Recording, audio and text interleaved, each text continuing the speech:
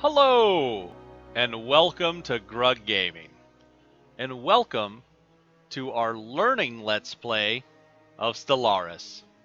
Stellaris is a brand new game, at least at the time of this recording, that's just come out by Paradox Interactive Studios.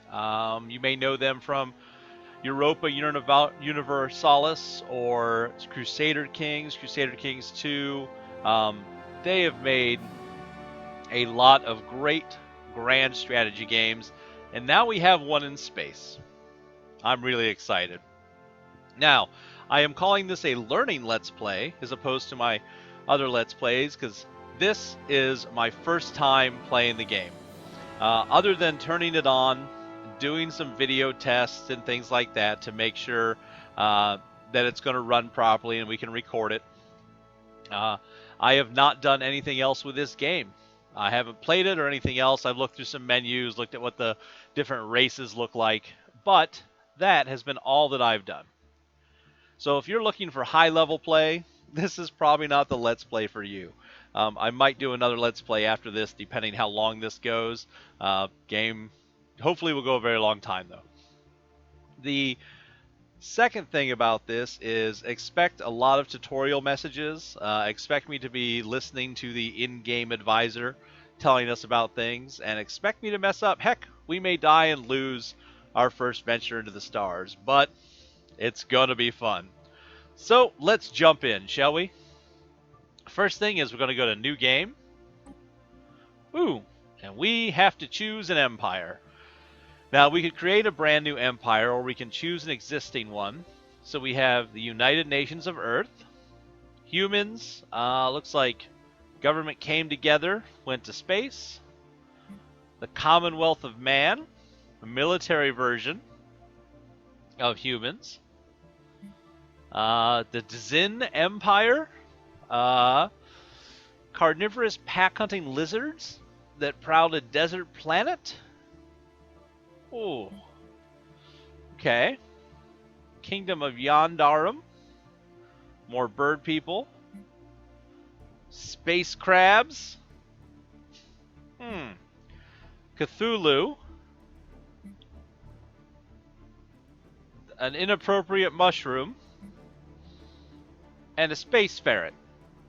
Alright, so from what I understand, if we look at these screens, those are the pre-made guys for us to choose. We're not being humans. That's no fun.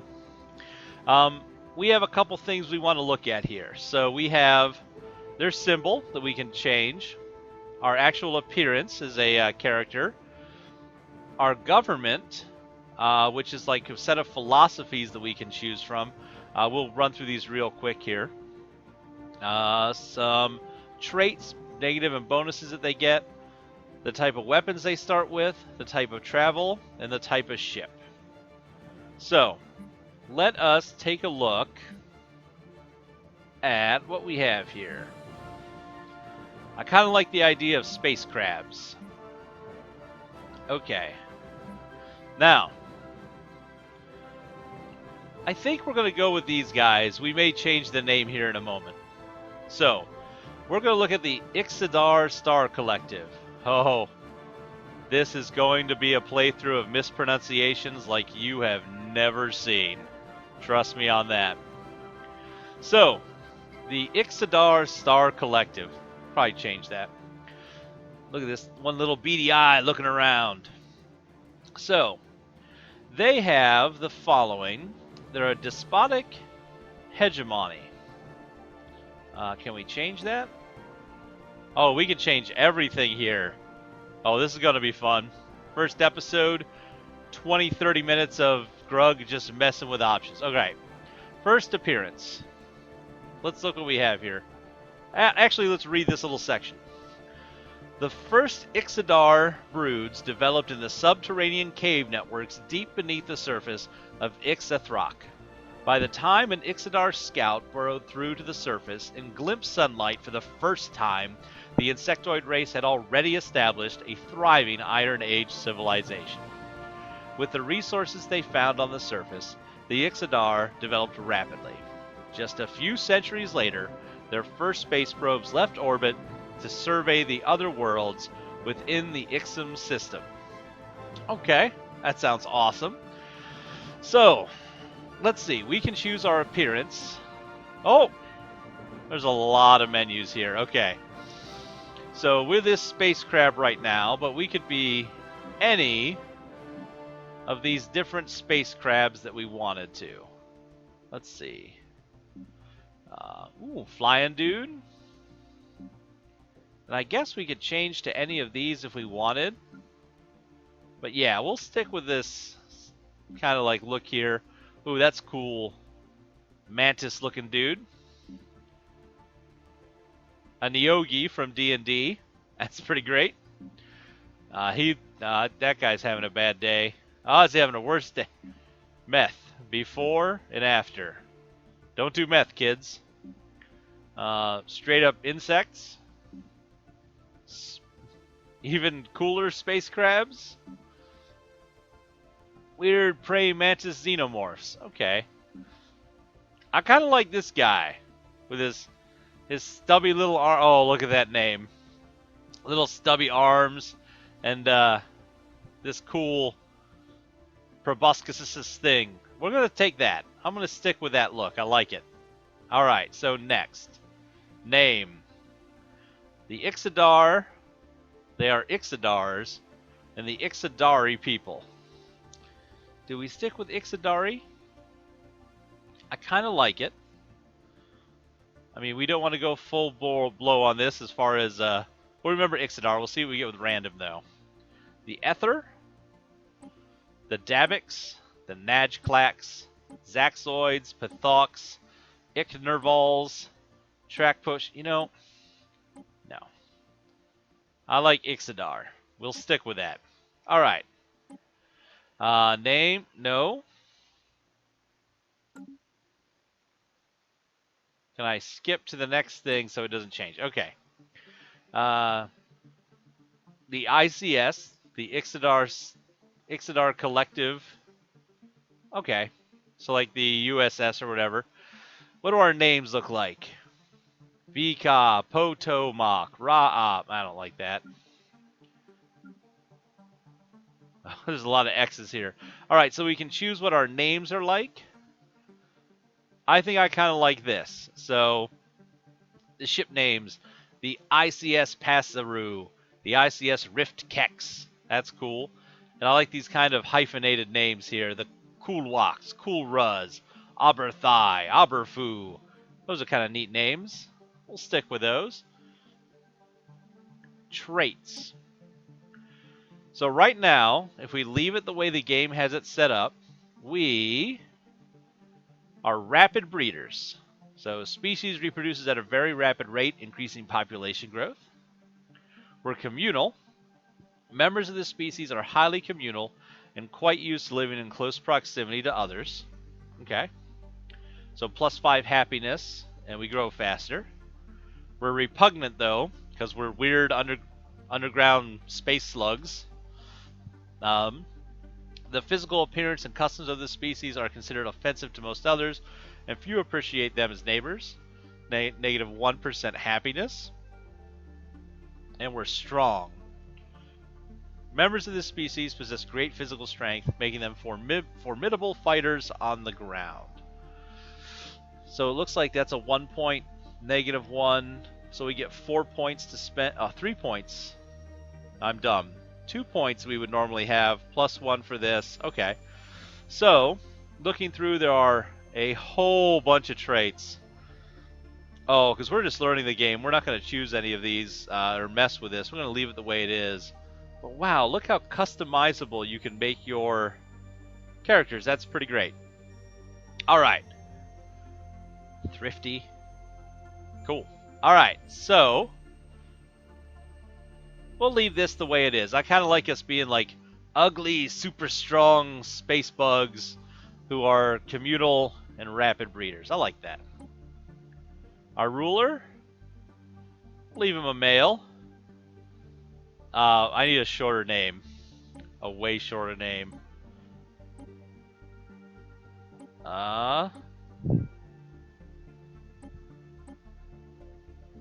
really...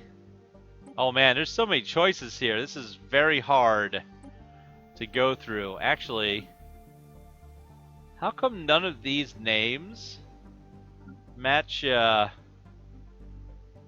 list with like lots of... Oh, okay, cool. So, you know what? These molluscoids, we're going to steal their names. I like their names better. Alright, cool. We've made a decision. Look at that. So, ruler, let's randomize. Gahus. Gahus. I think we can go with Gahus for our leader. It's pretty good. Our homeworld, Ixathrak, I'm cool with that. In the Athrak star system. We're going to start in a random solar system. And we come from an arid planet. So, dry, rocky world with a nitrogen-oxygen atmosphere. The dust-covered terrain consists largely of mesas and canyons. Forests can be found in the more temperate polar regions, but vegetation is otherwise scarce. I think I'm cool with that. Again, we live underground. Our city appearances. Oh, we get to choose what our cities look like. So we can have like human-type cities, or cool like towers, or like a bird structures, or funguses, or like ooh. That's disgusting. I kind of like the arthropod cities. We'll stick with the arthropod cities for that. I like it. Government and ethics. Okay. So here we get to set more traits for our empire. So we are set up right now as a Fanatic Materialist. What that means is we get how many points? 3 points that we get to spend. Okay. Ooh. We get some Spoink Points that we get to spend however we would like. Oh, the background changes. That's cool. So 3 points. So it has us as a materialist. You can see that there is a 1 point version, which gives us that option, or a 2 point, and it looks like the bonuses are doubled for the 2 points. So we'll take that. And collectivist, we'll put that to the same it had before. So let's read what this means. Fanatic Collectivist. The purpose of the individual is simple: strengthen the collective. To enter the blackness of space, we move as one, and we shall not be weakened by wanton separatism. Okay, and then materialists. As we reach for the stars, we must put away childish things. Gods, spirits, and other phantasms of the brain. Reality is cruel and unforgiving, yet we must steel ourselves and secure the survival of our race through the unflinching pursuit of science and technology.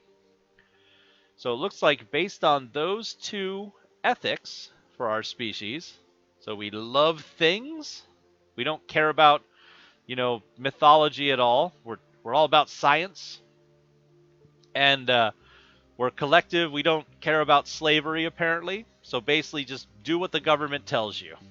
I like it. We can choose a government, so there's a lot of different governments. We can either be a despotic hegemony.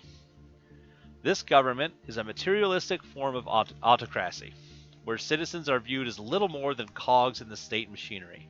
Efficiency and technological progress are valued above all things. We get better research, and our survey speed is better. Wonder what we survey. Probably planets, maybe? Or we can be a despotic empire. This government is a relatively pure form of autocracy, with an absolute ruler that governs the state with an iron-gripping appendage. Buildings are less expensive. Slaves give us a more mineral output and more food output. So, better research or better production. You know what? I think there's only one way to go. We need to be evil slaver bugs in space. I like it. We're going to be a despotic empire for this. So that looks pretty cool. Let's go to next. We have to name our empire. The Exodar Star Collective. Can I copy this so if I want to write it again? Okay, let's try again. The Savix Quast Empire. No, we're gonna stick. Oh no, it changed it. That's the worst.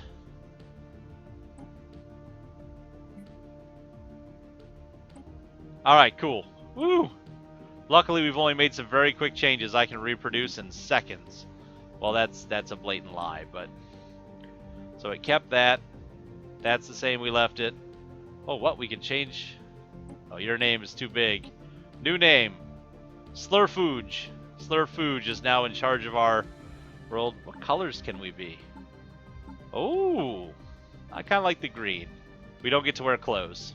No hairstyles either. Very sad. Gonna leave that the same. Not touching it. Despotic Empire. We're gonna leave this the Star Collective. That's fine. And we are the Exodar. Okay. Oh, we have to choose a flag. What do we got here? Got a primary and secondary color. Well, let's go kind of a green background. A brighter green. And we can do a little bit of a pattern back here. Let's go for like a, yeah, half filled.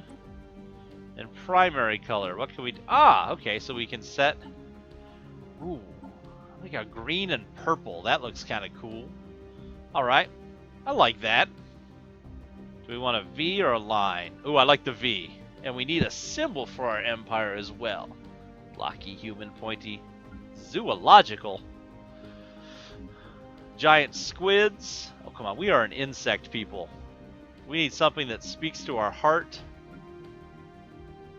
Our deep, dark, evil insect hearts.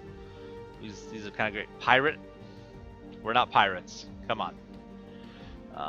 These are too ornate for our simple bug minds.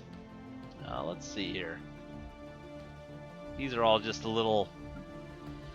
Man, everything here is just a little rough. I don't like a lot of these symbols. They don't draw me in. I'll tell you what, we will do this spider web because it reminds us of the great spider web of life. Starting weapons. So we can have projectile weapons, missile weapons, or energy weapons. Projectile weapons. Mass drivers that use electromagnetic catapults to accelerate projectiles towards targets at blinding speeds. While somewhat limited in range, their kinetic energy and high rate of fire chew through shields with ease. Missile weapons. Space-to-space missiles armed with nuclear warheads. Well, that's handy. Missiles have excellent range, but they are vulnerable to interception by point defense systems. And energy weapons. These directed energy weapons emit focused laser beams at their targets. They are effective at medium to close range, largely ignoring the bulk. Lasers. We're in space. We need lasers. Next up, how are we going to travel through space? So we can either have warp travel. Warp drive generates a subspace bubble around a ship, making faster than light speeds obtainable. Allows for free but slow travel between stars. Okay, so we can go anywhere we want. Hyperspace travel. Hyperdrive allows ships to temporarily breach the dimension of hyperspace. Interstellar travel is fast, but limited to existing paths along the hyperlane network. So we have to... So like Master of Orion or other games, you've got to move between star systems in a line. Wormhole travel. Wormhole generators tunnel through subspace and establish a conduit between 2 points, permitting travel across vast distances. The large generators are too big to be fitted on ships, requiring special wormhole stations to operate. That sounds complicated. Let's do warp travel, because it says new players. And ship appearance. Looks like we got a couple ships we can choose from. Cool alien arthropod ships. Fungoid ships, reptilian, mammalian, molluscoid, or avian. Let's just stick with the arthropod. Alright, so we're set up and ready to venture into space. Cool. Let's go ahead and... Do we save? Yes. So we saved them. Done. Oh, now we have to set up our game. Okay. So, we have galaxy size. Oh, A medium game is 600 stars. 600 stars? Oh, lordy. A large is 800, a huge is... Let's do a medium. Let's leave it on kind of the normal setting. Galaxy shape, elliptical. No, spiral galaxy, come on. We don't need none of this weirdo stuff. Yeah, we'll leave 17 AI empires. Advanced stars. This controls how many of the regular AI empires will start with an initial advantage in resources, technology, and population. They do not gain any additional bonuses besides a stronger starting position. This setting does not affect fallen empires. Well, looks like we'll have 4 guys who are better than us. Difficulty normal. How far was that? Insane, hard, normal. Oh, okay, so either play it the way it's meant to be played or make it more difficult. Okay. Anyone can use any method of faster than light travel, so we could make it so if we only wanted hyperspace lanes, I guess, or everybody has to use wormhole generators. Cool. And then Iron Man mode. Console cheats disabled. The game automatically saved regularly to a single file. Nope. Nope. Not while we're learning. So let's hit play.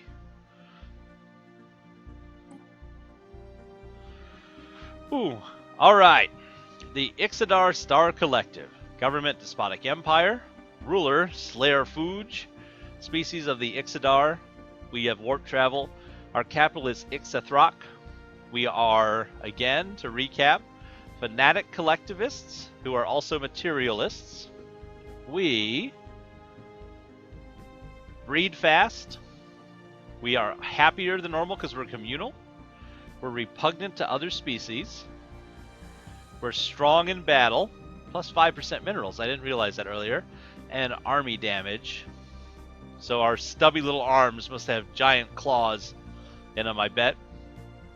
And we are an arid preference, so arid planets where we come from, climate preference determined at the genetic level by eons of evolution or skillful manipulation. In the aeons since the first primitive Exodar communities took shape in the dry canyons and mesas of Ixathrak, our civilization has spread and prospered.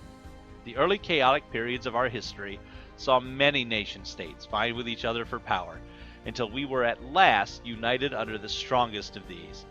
Only when guided by a single vision could we reach our full potential, and an era of stability and scientific progress followed. Now, after the successful creation of several experimental subspace fields, the finest minds of the Exodar Star Collective have finished development of the first warp drives. The stars themselves are finally within our grasp. Folks, we are ready to begin our adventures in Stellaris. Let's go ahead and hit this begin button. And I think that is going to pop up the tutorial. Your Imperial Majesty, I am Veer, a prototype synthetic intelligence, and your humble servant. My role is to provide you with advice and counsel as you lead our empire into the great unknown. Alright. So we can change the tutorial level at any time in the settings menu. We're going to have him tell us everything. Tutorial missions and descriptions of the interface as you explore the game's mechanics. Recommended, this is the first time you are playing the game. The option will be selected by default. Okay. If you haven't made any decision by the year 2202. Cool. So we'll be setting him to full tutorial. This is a game, it looks very similar to other games we've played, of course, Civ and things like that you may have played. We got some resources. We'll just go through those at the top, and then we'll start the tutorial in the next episode. So it looks like we have some windows we're going to be looking at. Energy credits. So we can store up to 2,500. We're getting a gain of 2.64, producing 10. Shows the different items that are causing us to spend it. Energy credits is an energy-backed currency accepted by all spacefaring races. You can gain money energy by building or upgrading power plants or using construction ships to build mining stations around energy-rich planets or stars, okay? Minerals. Makes sense. These, okay, so these are paying our maintenance fees too. And here, these are ship maintenance. Looks like what we build with. Minerals is a collective term for the basic resources we need to construct ships, stations, and planetary buildings. We can increase our monthly mineral production by making mining networks or building mining stations. Okay. We have influence. Our empire is getting +1 and we get a +4 monthly gain. Represents political clout and is used for many things, like enacting edicts, recruiting leaders, building frontier outposts, and dealing with factions.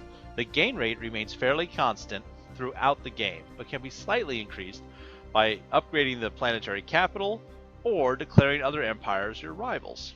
Okay. So we use that for political clout. So we have a research thing. So we're building up 5 research points, it looks like, in physics. Physics research is used to research new technologies. We can increase our output by building physics labs. Okay, makes sense. Society research is used to research new technologies. We can increase it through biolabs or research stations. Made around what? Around planets or stars. And engineering research is used to research new technologies. We can increase our output by building engineering facilities or research stations. We have some other things here. So we have strategic resources. There are many different strategic resources, usually uncovered by researching technologies. They are mainly used to construct very powerful buildings and spaceport modules. The benefits they yield tend to be so significant that empires go to war to acquire the key strategic resource if they cannot be traded for peacefully. Okay? Directly controlled planets. We can effectively control 5 planets. Base number 5. Our bureaucratic system limits how many planets we can control directly with full efficiency. This limit can be increased by technology buildings in some government forms. Okay, so that's going to be like our demands. If you've ever played Crusader Kings 2, I don't know if it's in the first one, so I've only ever played 2. That's the max number of planets we can control, so we'll probably have governors or dukes or however it's going to work in our space bug empire. And naval capacity, we can effectively support a number of ships equal to 12 units worth of naval capacity. Our base is 5, our population gives us +1, and our number of spaceports give us 6 more. Exceeding your naval capacity will cause your ships to have an increased maintenance cost. The naval capacity is mainly increased by your number of populations and spaceports, and also by certain technologies. Alright! So a couple currencies. Oh, we got to choose some researches and things like that. We will begin the tutorial, and I think go through the rest of these menus in the next episode of Gaming with Grug. This is going to be fun. I really love these strategy games, and I hope you do too. Well, folks, I want to say thanks for watching. Please tell your friends. And as always, we hope to see you soon.